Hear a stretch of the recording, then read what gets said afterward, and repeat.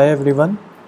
So till now we have covered about the fork implementation part, and last you did the sum of even and odd numbers, right, with the help of fork. Now today what we are going to do is we will be implementing the wait system call, how it works. So let's see. You already know that how what fork system call do. Actually, whenever the fork is created, see, this is the fork. Now whenever this fork is created, what happens? A child process, see, whenever this fork system call is executed, a child process is created, right? When we say a child process is created, see what we have done here. We have assigned the fork returned value to the variable name as PID. We have taken one variable PID, and the value of the fork, whatever fork will be returning, it will be returned to this PID and it will be stored in this variable. It can be either 0 or any positive number, or non positive, or means negative number, right?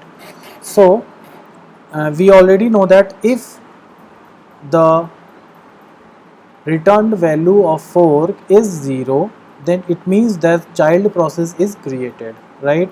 Now if it is, the return value of fork is greater than 0, then the parent process is created. It means it is called for the, it is for the parent process, right? And whenever it is none of the both the conditions, it means the process will not be has not been created successfully. Fork does not implemented anything. Got it?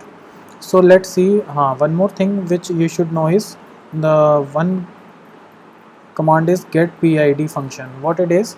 It is basically used to get the process ID, but that particular process ID, to get the ID of that particular process, and get PPID is to get the ID of the parent's process. The suppose you have one process, who is the parent of this process, that ID will be generated by the help of get PPID. Got it? Now both the things are clear. So let's see what happens here. What I think what should be the, let's see what happens. Let's first run this program, right? Okay, so this is we have a terminal, and our folder is, see, this wait.c program is written, is present in the folder name as OS lab, which is at the desktop. So first of all we have to reach desktop, then to particular folder, right, that is OS lab, and then this file is present there. So what we'll do, we'll write cd space desktop slash OS lab, right? Put enter. Now we have reached to the OS lab folder, and here we have this file which is wait.c. Now first we will be compiling this file, so write cc space wait.c. It got compiled, right? Now the executable file is already generated in that particular folder. I can show you also.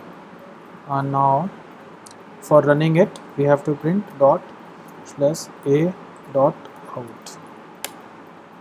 So now let's see what happens.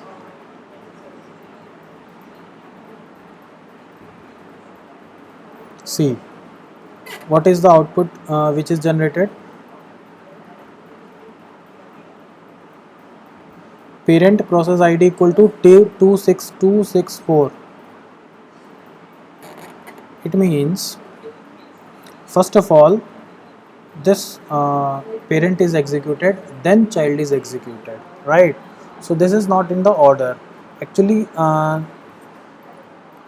actually what the things should go on is First of all, child should be executed and parent should wait for at least one of the child to be terminated or execute. Okay, then parent should execute. So this is the way which we will be doing, but actually what is happening, you can see parent is executing first, then child is executing. Getting my point? So see what it has, fork has returned 1, right? So what you can do is, for this purpose we can write, we use wait system call. Got it? Actually the program was coming for here, program was coming to in the parent section first,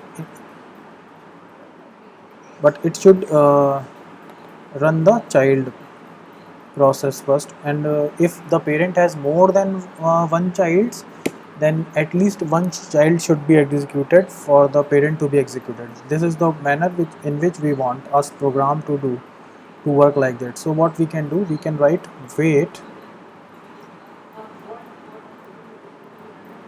then null. Okay, then save it.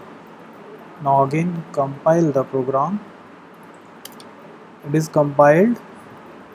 Now let's check what happened. Now as you can see, child process had run first and then the parent process. So what actually this wait system call is doing?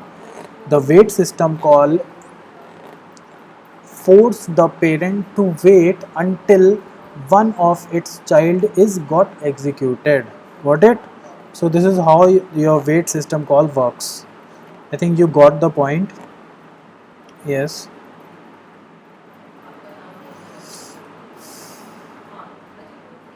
See, and you can also match it. This is the child process and parent of this having the ID is 26426, and this is the parent process, his ID is 246246. Okay, got it? And the parent of this process is this, ID of the his parent is this. Okay, got it? So now let's see one more system call, that is, let's say I use sleep system call. Sleep 5 semicolon, save it, and then come to this part, compile it. It is compiled. Now see what it is doing. It is just waiting, and it is not printing anything. Now it has printed actually. So what you can understand, by the help of sleep commands, it is also a system call. What it is doing, the child process will be waiting for the 5 seconds, because I have written 5 in the brackets, argument passed is 5. So the execution of child process will be waiting for the 5 seconds, then this child process will be executed, and then once the child process is executed, then only the parent will be executed. So I think the program is very clear to you. You can try to implement yourself at your home. So hope you enjoyed the session. Have a nice day. Goodbye.